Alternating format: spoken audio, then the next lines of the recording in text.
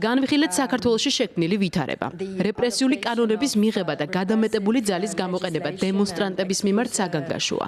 თითოეული მათგანი დაუყოვნებლივ უნდა გათავისუფლდეს. ცალსახაა, რომ ნაბიჯები, რომელთაც საქართველო დგამს, ევროპისკენ არ მიდის. ჩვენ ველით გარკვეულ ღირებულებებს, გარკვეულ ქმედებებს კანდიდატი ქვეყნისგან. საქართველო ამ ნაბიჯებს ნამდვილად არ დგამს.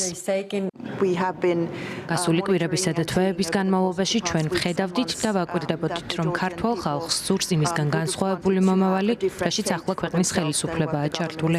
ჩვენ ძალიან შეშფოთებული ვართ შექმნილი სიტუაციით.